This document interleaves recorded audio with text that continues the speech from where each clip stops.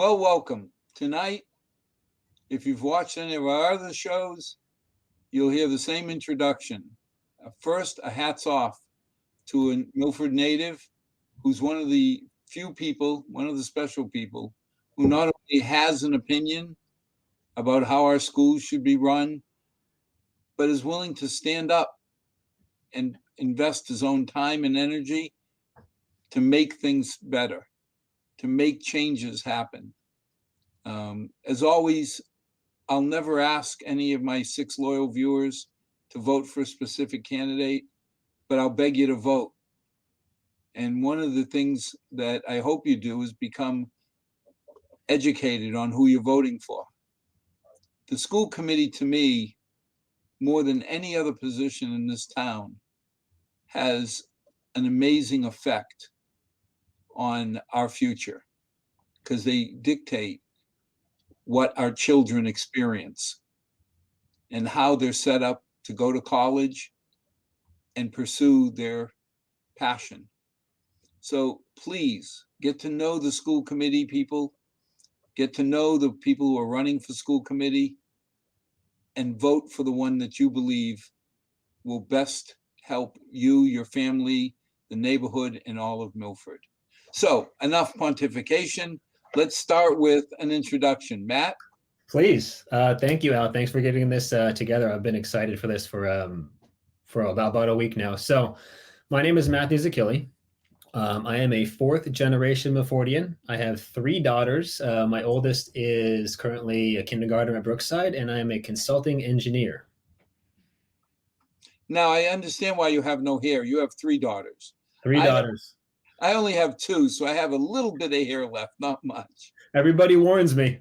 I don't know what I'm in for, but I'm ready for it or not. I don't know. Well, I know it's going to sound terribly sexist, but there's nothing better for a dad than daughters. I agree. I love it.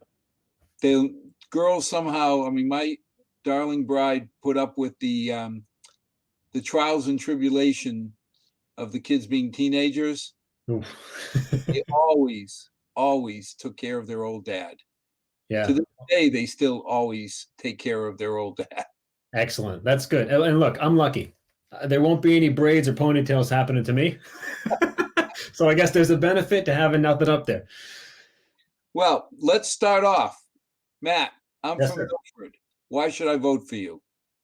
Yeah, Al, you just said a lot of it in your opening. Education is the greatest service the town of Milford has to offer its residents. But realistically, it's the gateway to a successful life for our kids, and the school committee members hold the keys to that. What we have here is good schools. I believe that. We have good schools. We have a great community, and we have excellent teachers. What we need is a leader and a facilitator with proactive vision. Someone, I believe, that's deeply, deeply invested in our community. And now more than ever, especially with what we've gone through in the last year, someone who can leave their feelings and personal desires at the door and make sure that they do what's best for as many kids in Milford as possible. So with over 20 years of professional experience uniting stakeholders to drive strategic initiatives, many of those, by the way, with educational institutions, including one of the largest public school districts in Massachusetts, I am that leader. I have deep personal relationships with many folks on our town meeting and finance committee. I also have relationships with many of our school administrators, and it's through these relationships that I will work tirelessly to steer our public school system from a good district to a great district. Now, you said you're 4th generation Milford. The Yes, sir. Zacchilli name is obviously known. Yep. Real test now is, do you live within 2 miles of your mother?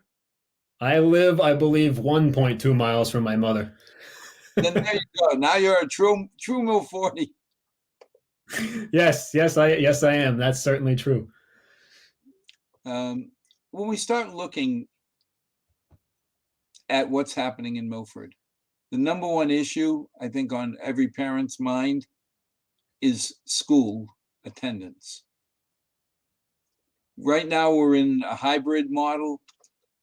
Give us your thoughts about when can we go back to school? How can we go back to school? Should we go back to school? Yeah, I mean, COVID is it's the new five-letter word, right? We all hear it and we all cringe.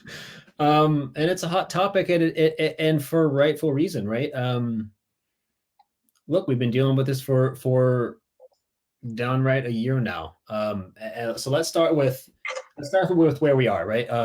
Milford Public Schools are in a hybrid model that they're calling Zoom in Room. So kids who are home a couple days a week are spending more time, at least with a digital FaceTime with their teachers, which is good. I've heard overall it's gone well. There's been some hiccups, but that's expected of any major technological change, right? But we have to be advancing further, right? Just 2 weeks ago at the school committee meeting, our administration finally started talking about rolling out some reviews and studies to understand what these rooms are going to look like, 6 feet versus 3 feet, what it's going to look like with two kids per seat on a bus instead of one, with the relaxed guidelines, lunch separation, mask breaks, all that stuff. And that's great that we're getting into it. My personal opinion, it's a little late. We spent all this time over the summer reviewing the data and planning. We knew we were going to have hybrid. We knew we were going to have full remote at some point, or at least most of us expected that to happen.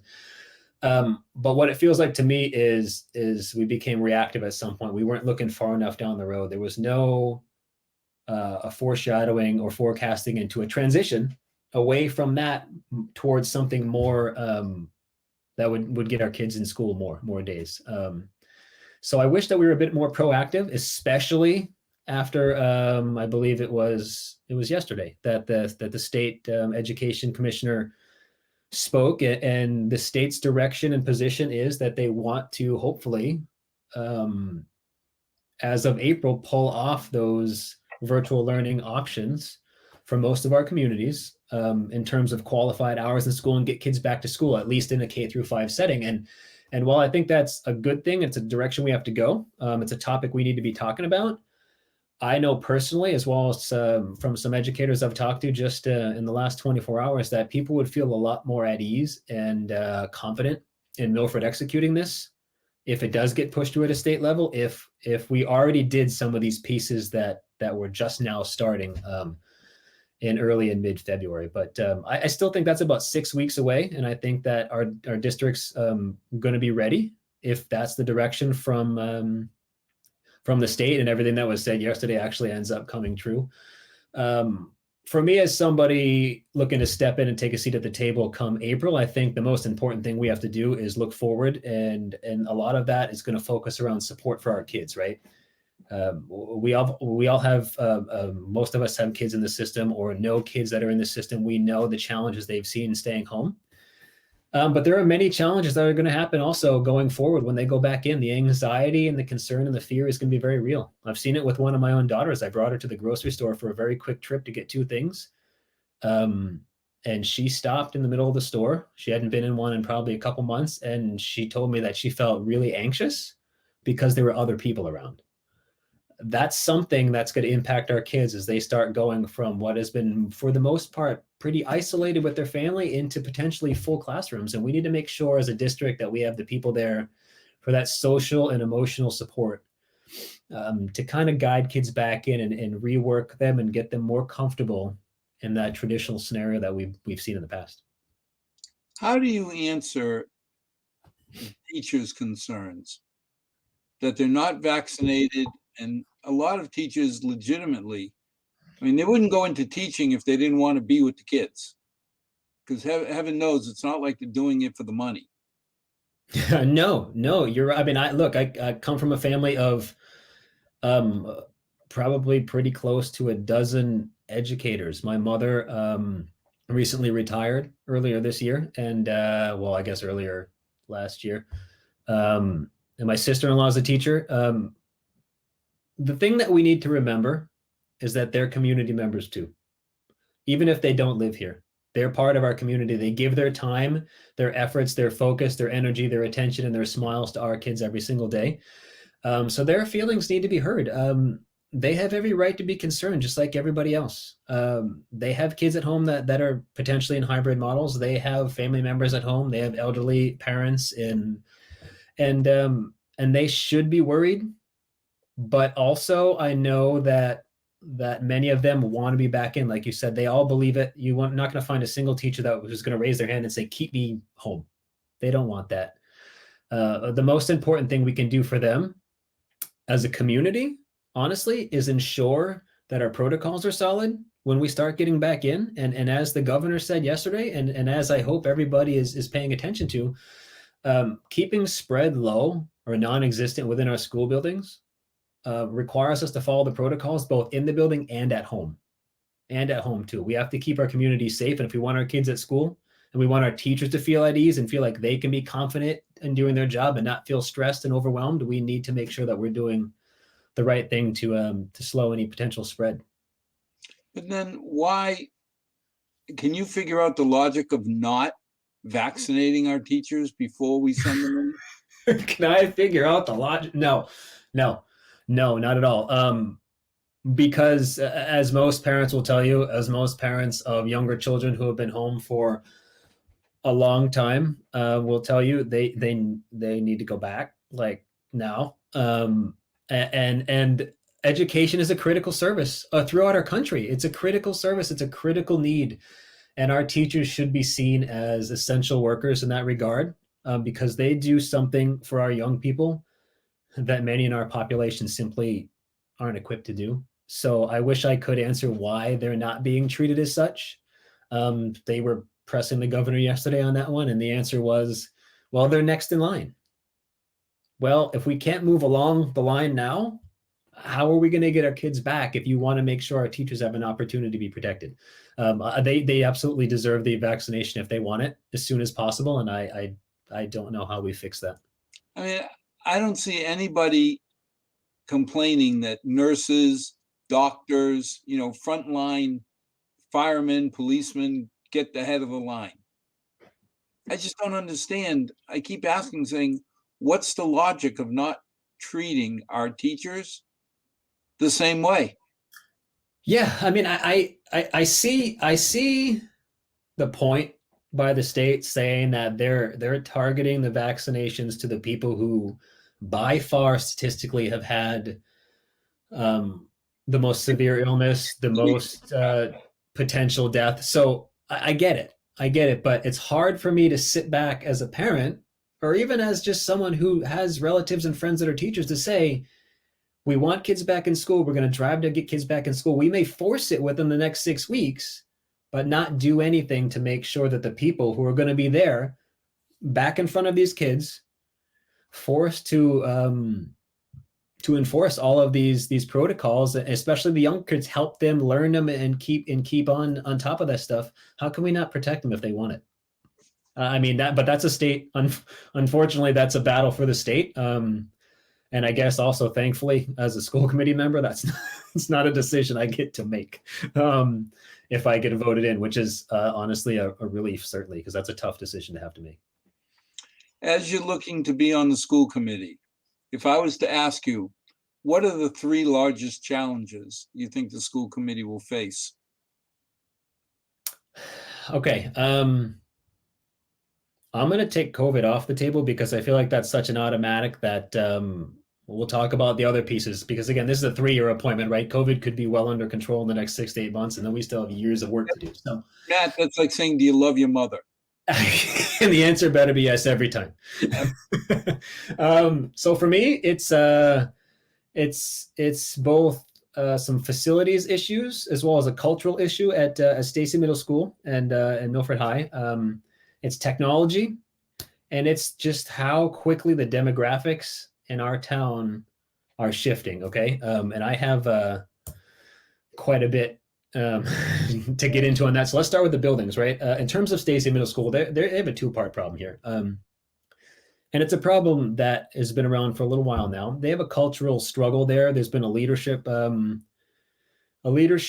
team that's been missing for a little while. Now, the good news on this piece, and this is almost just like an update, is the current school committee and our administration is already working on it. In fact, I believe this week they started hiring. I'm sorry, not hiring. They started interviewing potential candidates with the hope to hire somebody in the next couple of weeks if they find somebody. So that's good. That should steer part of that cultural shift in the building. But there's still a space issue at both of those schools.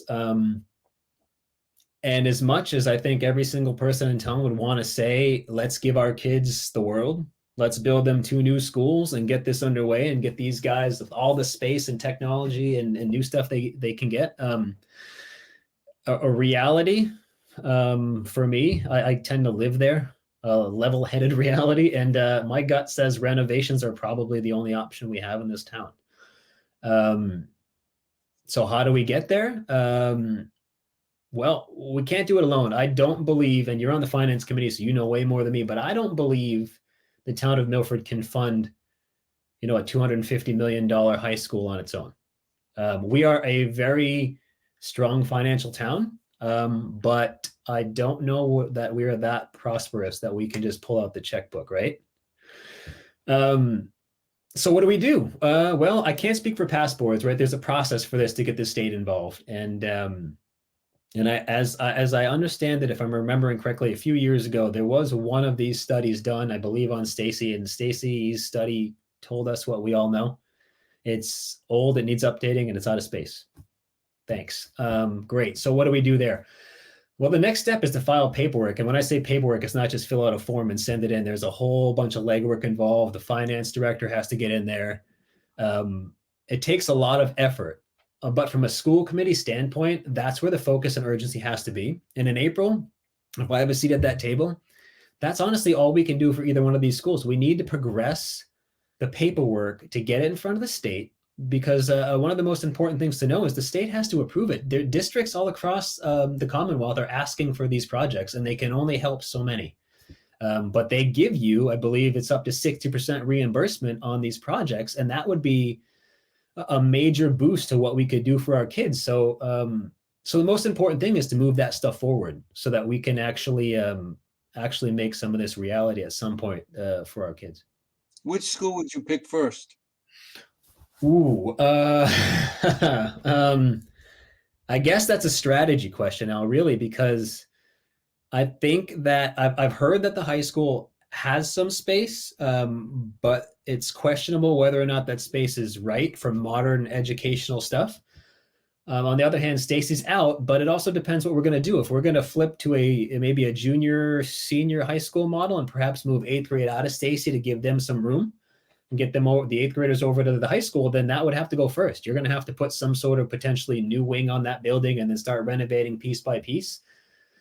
So I guess I would say, if that's a way to shift kids around and play a shell game to be able to renovate these buildings without disrupting the whole town, the high school probably should be first.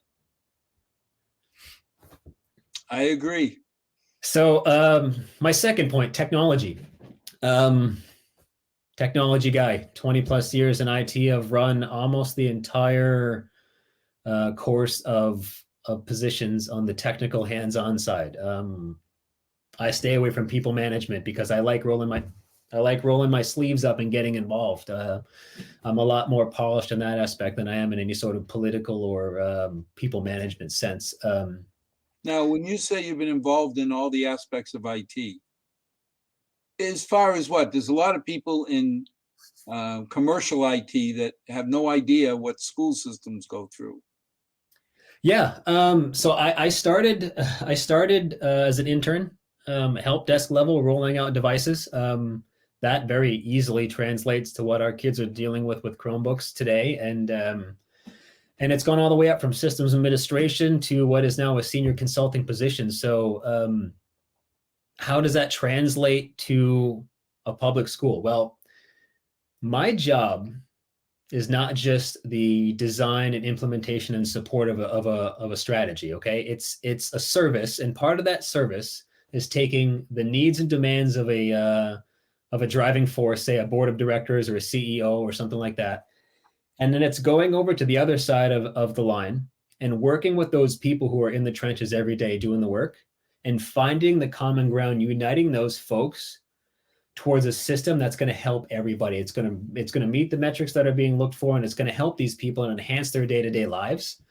And I've actually done that with quite a few places: universities, public school systems, private schools, an international school I even got to work a project on. And as a senior project engineer, you're generally the leader of all of this. You're driving these discussions and facilitating these changes.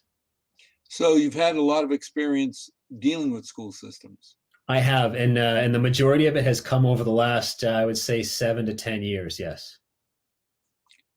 What are the biggest challenges you think that you face in school, a district mode, versus if you were running a corporate IT group? Oh, hands down, it's traction. It's traction in a private sector world. The boss says, "Here's $5 million.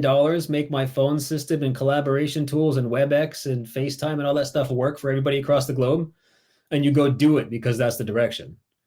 You build that unity and that support, and you get everybody together to make the project happen. But at the end of the day, it's happening because the boss said so. Um, in the private world, it's different. When you come into a public sector space like a public school, there's a lot more people involved. There's a lot more opinions involved. And a lot of time it's the soft skills. It's the soft skills that I've gathered through 20 years of working with different folks and different businesses and different entities and different cultures, that you learn how to get people together.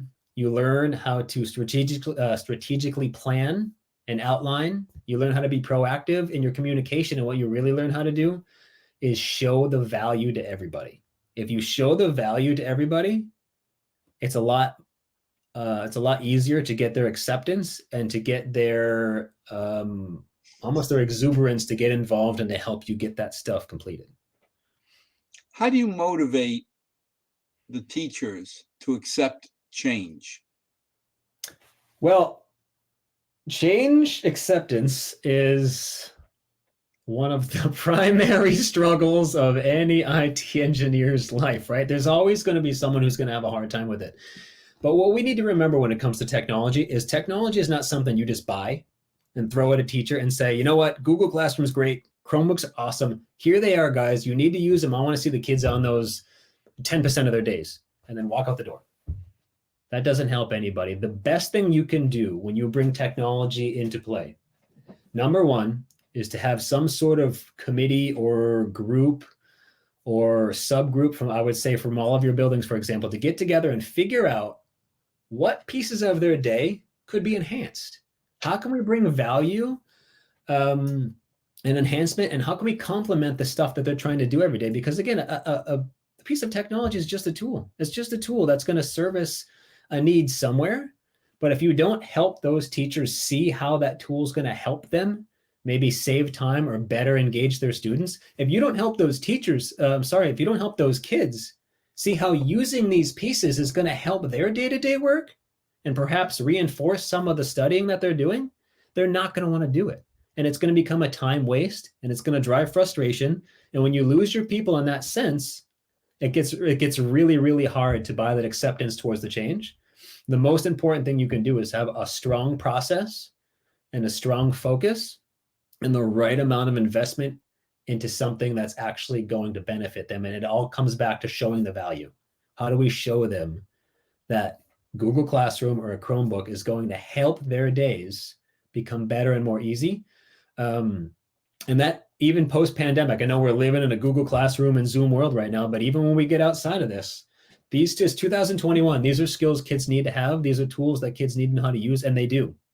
They do. And as long as we keep driving it forward, and as long as we lead these initiatives and keep bringing in stuff that's going to help everybody, I think we can be extremely successful. The pandemic exposed a lot of problems, but it brought in some great ones too. And we have a chance to be years ahead of where we would have been if COVID had never shown up.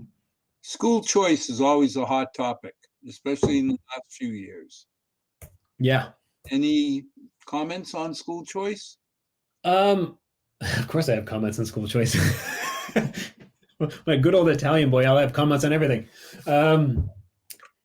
Look, school choice is tough for me because on one hand, I believe we as a district owe it to our families to make sure that their kids get the best education possible. And unfortunately, if they believe that can happen somewhere else, I certainly think we should support that. But I also think that should be eye-opening to us as a district, because if we see families leaving, you should take that a little personally, that they're choosing to put their kids somewhere else because they don't believe you as a school committee and administration and as a district can do what they want. So look, I looked at the data on the public school side. Local towns, for example, the numbers are relatively flat. Honestly, our students coming in have actually been going up. It's the third highest it's been since 1996. And our students going out have been coming down over the last 3 or 4 years pretty steadily, which is a good sign. The more concerning piece, however, focuses on charter schools. For whatever reason, since 2017, the amount of kids we send from Milford to a charter school has gone up 108%. Why? I think you have to start with talking to those parents, honestly. I don't know exactly why. You can draw some conclusions that the programs they don't believe are good enough, or maybe the enrichment isn't strong enough in certain areas for them. But as a school committee, I think it's a discussion that has to keep happening. And we realistically need to see if we can get in front of those parents. Maybe not even to convince them to bring their kids back in, but maybe we can work with them in some sort of format to get an understanding of what it is they think Milford's missing so that we can fix this for kids in the future. I think a lot of the talk you hear is about the demographics, how Milford has a lot of immigrant children who come in without speaking English and force the teachers to teach to the lowest common denominator. And that could affect the quality of education for their children. Because we all know, I mean, your daughters are the most beautiful, the most intelligent, the most everything. It's just natural. Shame on you if you don't believe it. I certainly did. Of course it is. Look, I'll never, ever, ever knock a parent for wanting what's best for their kids. That's what we do as parents, and it's what I would expect from everybody, to be passionate and want the best for their kids. But to those who say that it's a detriment in the sense that it brings the class down and it makes the teacher teach to the lowest, I am going to disagree on that one. I, through plenty of experience and exposure just this year getting to see remote learning, have seen how these classes interact with highly diverse groups. I've seen how the teachers work with these kids. And I think quite the opposite. I think diversity in Milford's an asset. And it's something, by the way, that we have that our bordering towns, they do not have anything near what we have here. We mirror communities like Marlborough, like West Springfield. We mirror some of these bigger communities with our diversity. And you know what? It's a major benefit. I know people in this town who have chosen to raise their kids here in part because getting the exposure to the diversity in Milford and in our schools and in our classrooms is the same thing that these kids are going to see when they go out into college and the workforce. It's the way this country is. It's the way this world is. I didn't get a lot of that exposure until I worked in IT. In IT, there's a huge cultural group of engineers, I guess. I don't know if I'm picking the right word there, but there's people, especially in my engineer group, but in my overall industry, from all different cultures all over the world. And I've worked with people on multiple continents, and I learn from them every time. You see different ways of thinking, different ways of problem solving, different ways of communicating, and you become better because of it.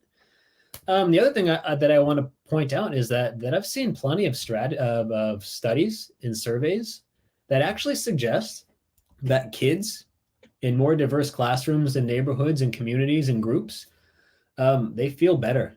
They learn better. They feel safer. They feel more included.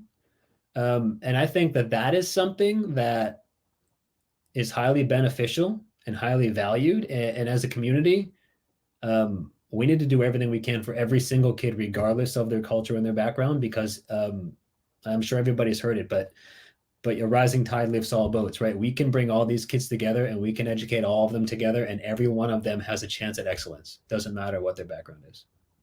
And it's funny because you bring up your Italian side. Well, that was the Plains. Yes. I'm Portuguese. I came from the Heights. And it was always something that we grew up, diversity became a topic. And I always joked around and said, we were too busy living it to have a discussion about it. Yeah. My biggest thing with the Italian kids that I knew was to get the joke into an Italian format before they got the same joke into a Portuguese. Yeah, I'm sure. At the end of the day, there was a rivalry between the Heights, Luby Ave, the Plains. And I used to call Water Street the Great Uniter, because we'd go down to the band concerts in Hopedale. And when you go over that hump, up by the Larches, you go over that hump, and all of a sudden you turned your hat around, and anybody who picked on the kids from the Plains had to pick on us because they were Milford. Right. Didn't matter if they were Italian, Irish, Ecuador, it didn't matter. Yeah. It was they bled red. They're Milford.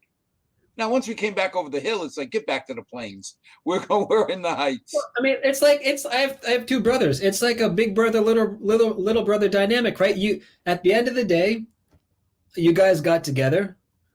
You had your fun, you had your competitions, but you were a community together, and you made each other better together. And it's the same thing I see in my daughter's class, and it's the same thing that happens in our neighborhoods. It's the same thing that's been happening in this town for decades and decades and decades. Milford has always had big populations from other cultures come together. This is no different. They may be different cultures. It's not just the Italians and the Irish and the Portuguese anymore, but it's the same thing. It's the same pattern. It's the same progression, and we need to embrace it. Now, one of the big issues always comes up. Funding. Are we adequately funding our schools? Well, look, funding is an important topic because it's the number one most important job of a school committee member, right? So what's important for people to understand is there's really there's more than two pieces, but let me break it into two buckets, right? There is the operational portion of the budget. That's what the school committee controls. That's stuff like teacher salaries and utility bills and school supplies, right? And then there's the rest that the town of Milford contributes to the overall spending towards education, the entity that is Milford Public Schools. This is a tricky question because the answer for me is yes and no. So we'll start with on the operational side, right? It's no secret that that Milford underinvests per kid on the operational side. Okay, 2019 data coming out of a DESE report card we got just I think it was last week, shows us behind the state average by over $1,800 per kid. Now they give us a grade of moderate progress towards targets. Right now, I read that and honestly, I sit back and say, "Gee, that feels like a C+." But because I'm biased to the town, let's go with a B. There's nothing wrong with a B. As long as when you get a B, you understand that there's room to go forward. And that's how I feel about our funding operationally. We have the money to operate. We're educating our kids. But it certainly feels like we need to reopen some of the tough discussions around potentially investing a little bit more per kid into our students on the operational side so that maybe we can move forward more. We can get from moderate progress maybe towards meets and exceeds expectations, but these are discussions that have to start with strategy and long-term planning. Okay, if we want to bring in new programs, we want to bring in more STEM and drive it down through the grades, or we want to give our kids more modernized options at the high school, perhaps to get their eyes open to different industrial options for them after school, obviously it's going to cost money, right?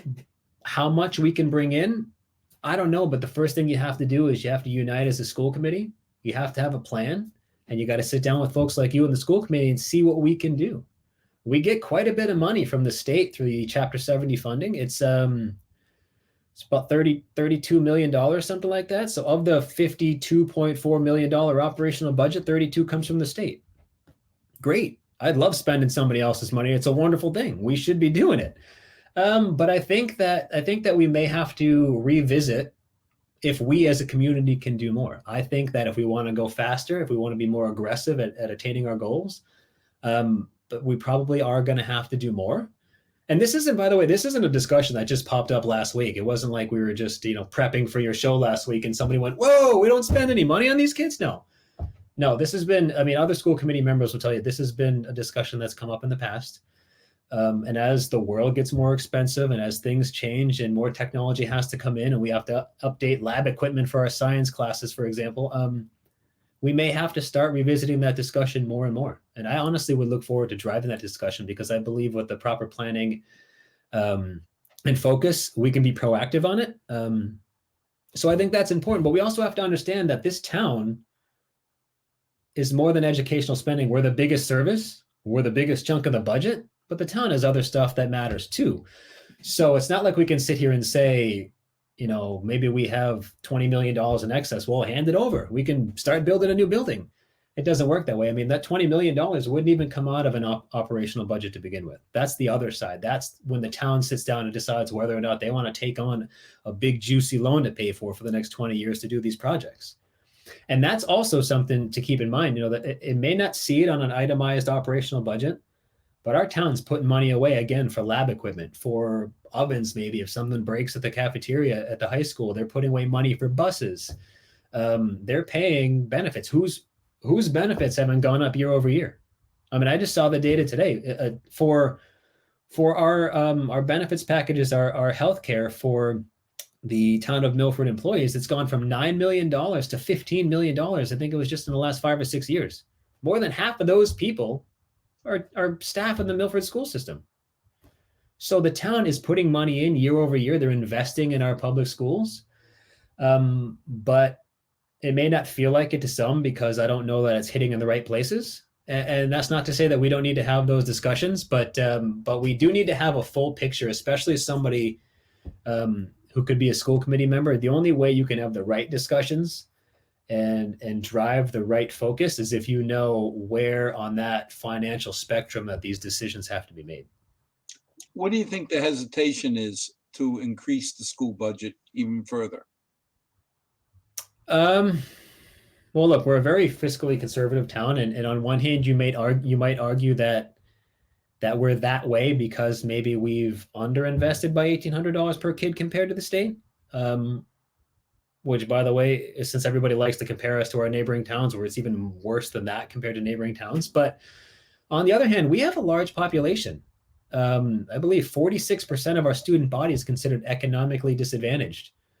And there are a lot of people in this town that are living on Social Security. They're living on a very fixed income. And our town meeting, when they make these decisions, or when our finance committee has these discussions, they're keeping in mind all of our residents at all levels. And you got to be careful when you drive this. If you say you want to drive up, year over year spending, we have to make sure we know how it's going to impact the town, because even though I totally believe in the concept that you get more when you give, we invest more in our schools, we can raise up our public school system. That's going to make Milford more desirable, which obviously is going to raise everybody's property values. And we all love that. But at what cost? And we need to make sure that we're focused on the whole picture and not just pulling out one piece of the puzzle and fixating on it without understanding all the angles. We get a lot of negative publicity about our standardized testing scores not being as high. I mean, candidly, people say our testing scores aren't as good as neighboring towns. Any comments? Yeah. I don't care how they compare to neighboring towns because we're not neighboring towns. When you look at the towns that compare the closest to Milford, and this isn't to say, by the way, that our scores don't have room for improvement. What lesson will we be giving our kids if we're not teaching them to try to be better every day, regardless of where they stand? Yes, we can do better on our testing. But when you set us down on a level playing field, not with neighboring towns, but with communities that are very close to Milford's, the ones that are close in enrollment, the ones that are close and economically disadvantaged in special needs and in ELL services, Marlborough, Somerville, West Springfield, we lead the pack in a lot of those places. And why does that matter?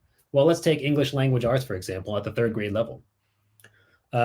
We have the highest percentage meeting or exceeding expectations of all of those towns. In fact, we win 5 categories across the board in terms of leading the pack, when we compare like districts, but English language arts at grade 3.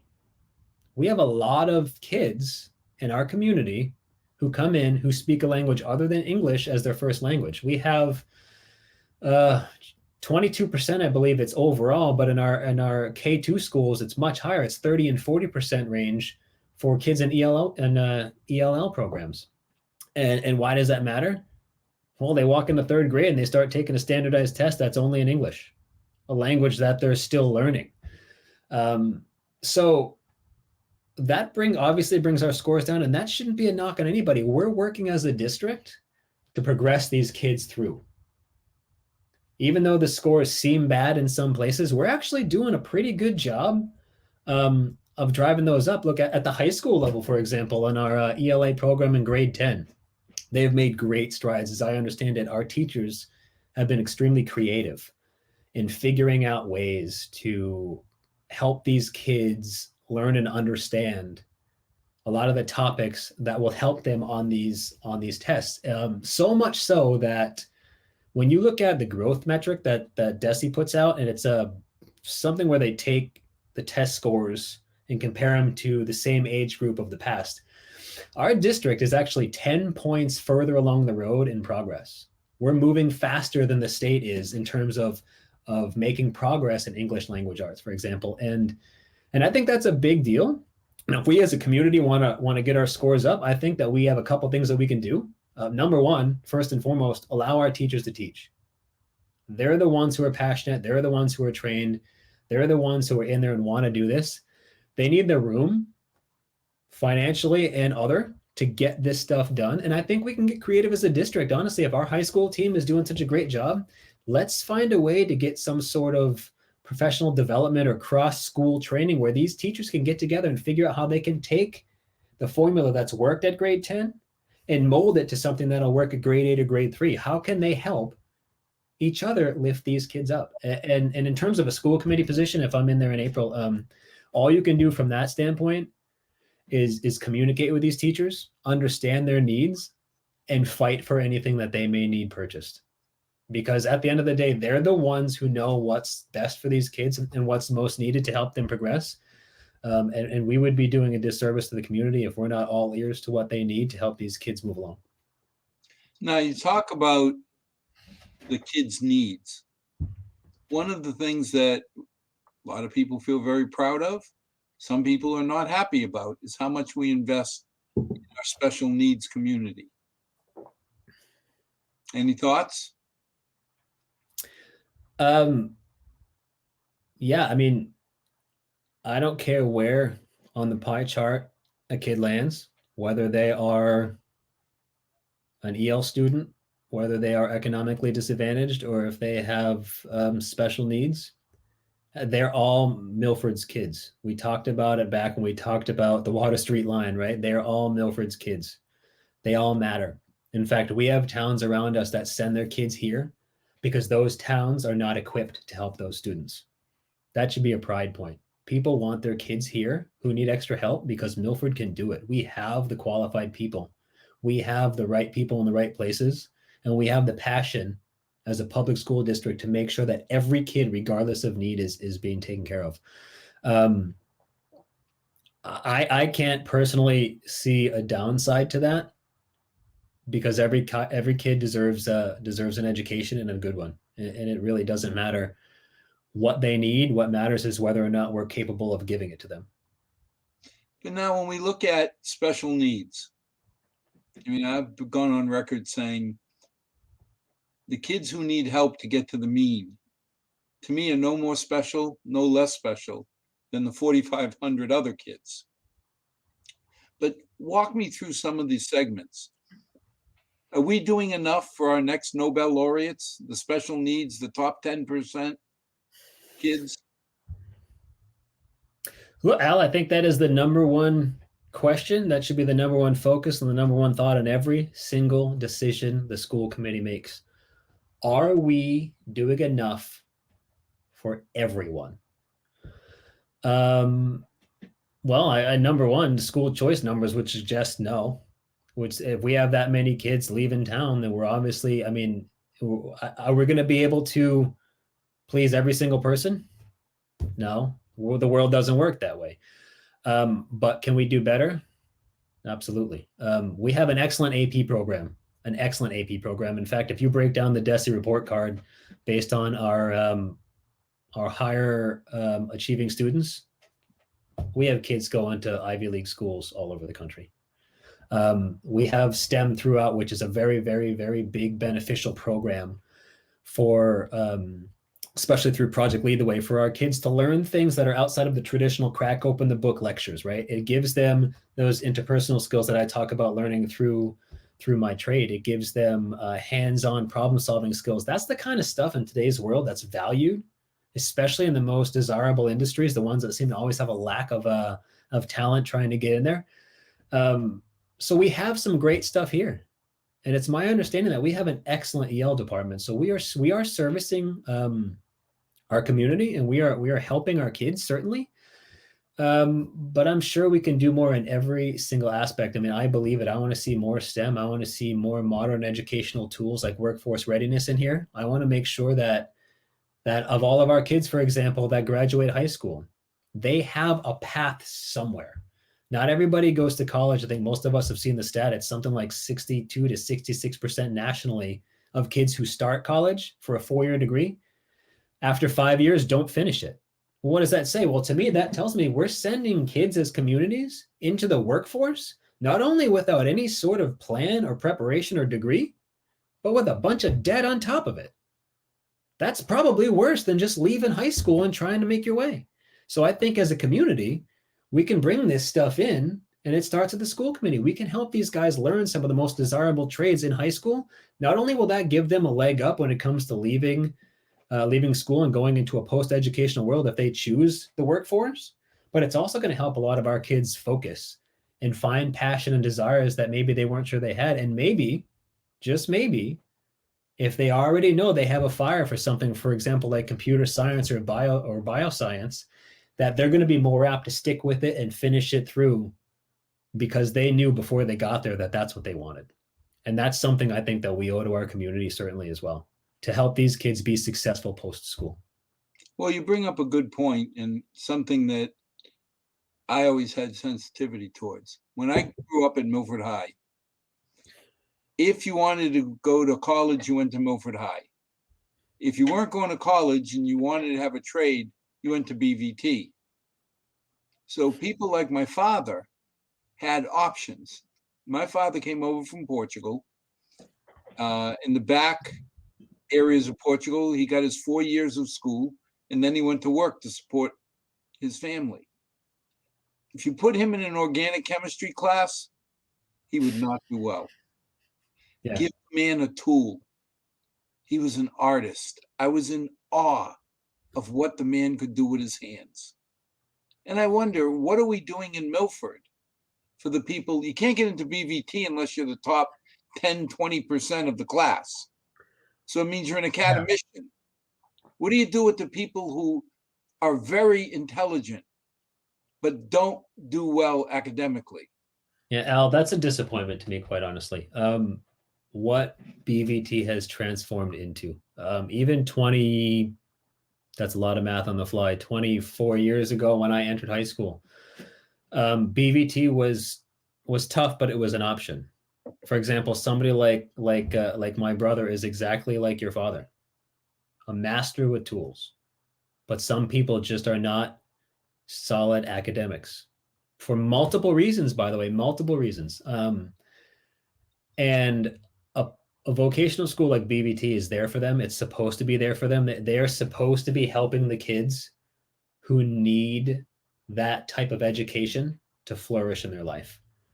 And I could go deep on this because I feel very strongly about the disservice that they're doing to all of their communities, not just Milford, and the way that they're selecting their kids. But unfortunately, because we're a member of that vocational district, financially, I don't think we can do anything about it. We pay in $1.52 million, if I remember right, just this last year to send kids there, and I think we're stuck paying that.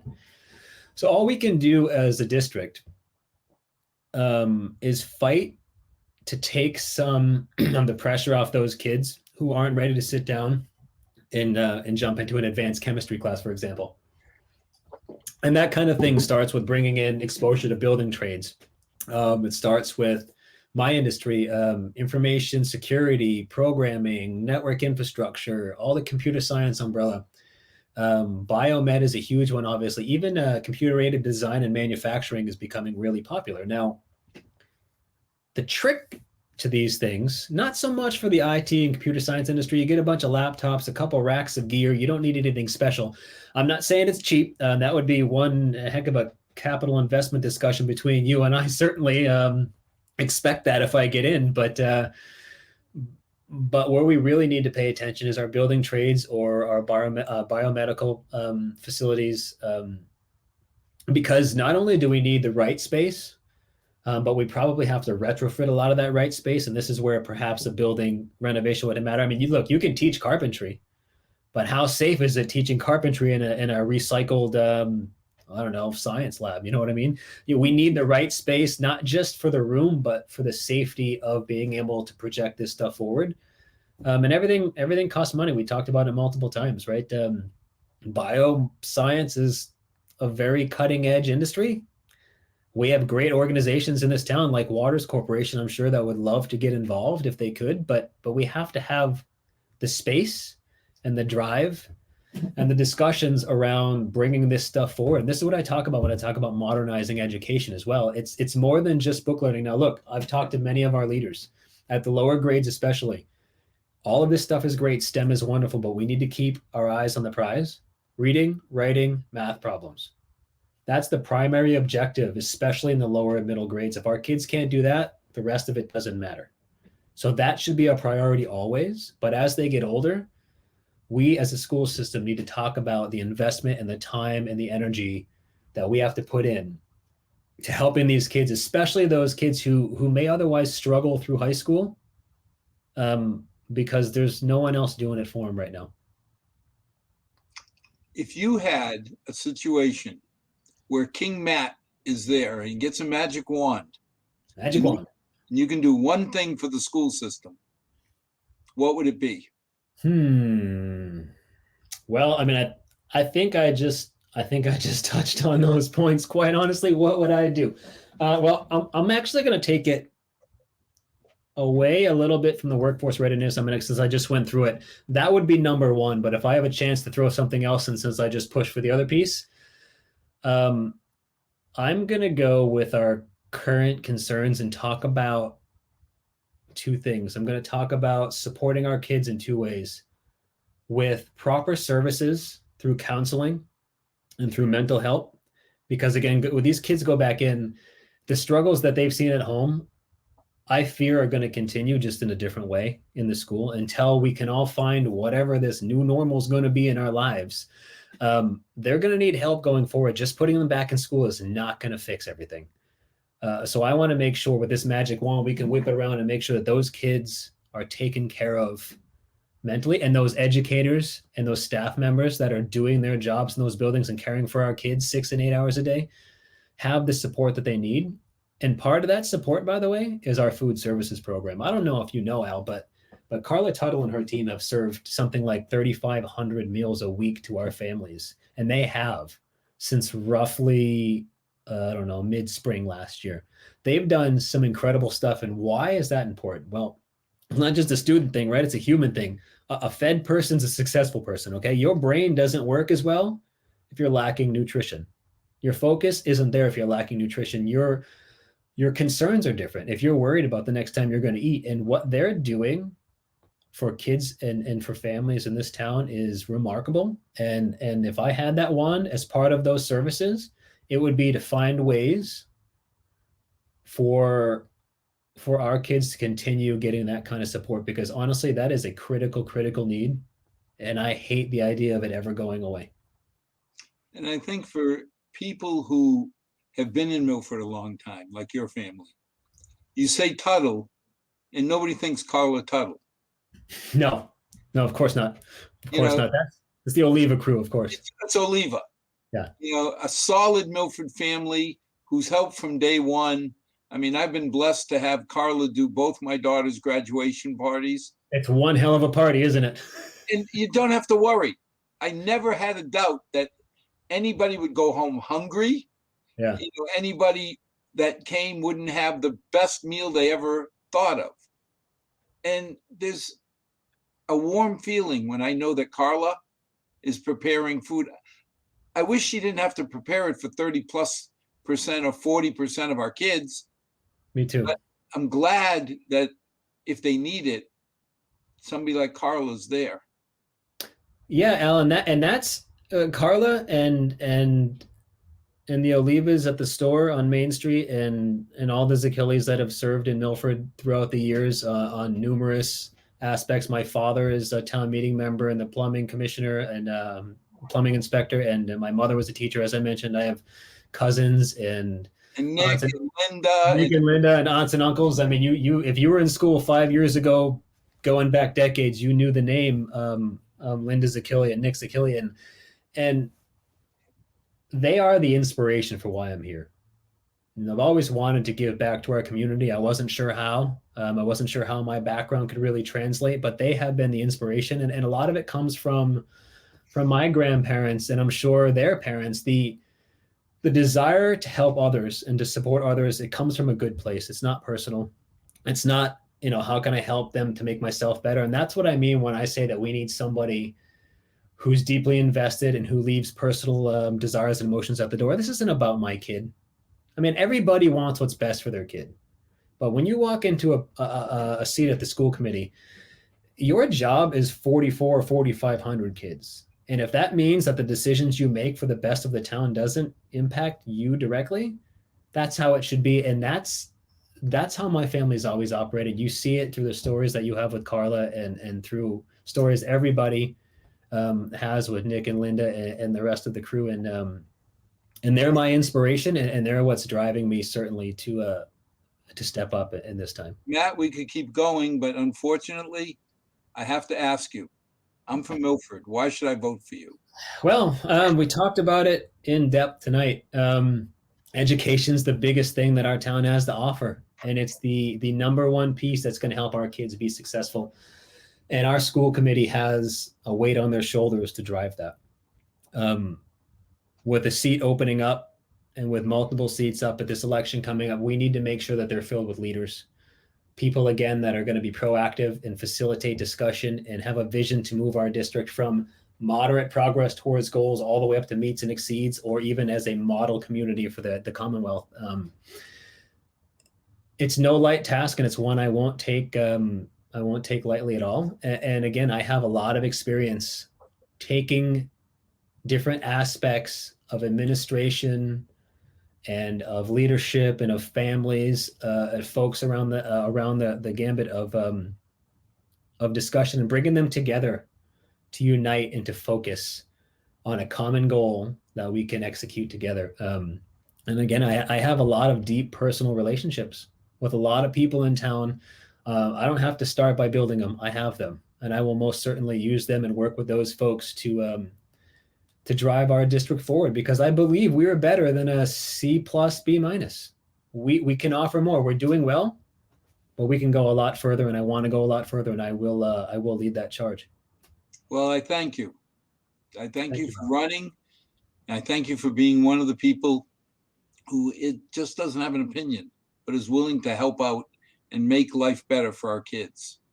And to our 6 loyal viewers, and with the Zacchilli family, it may have grown a lot tonight. May God bless. May tomorrow be a better night than tonight.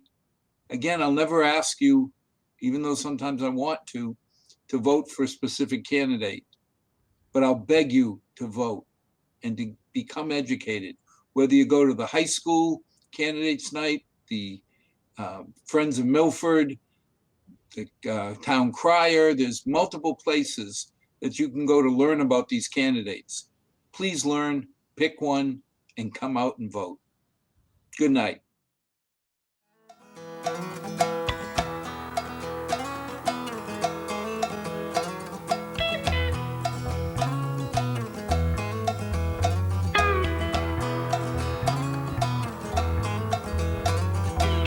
too long since I've been home.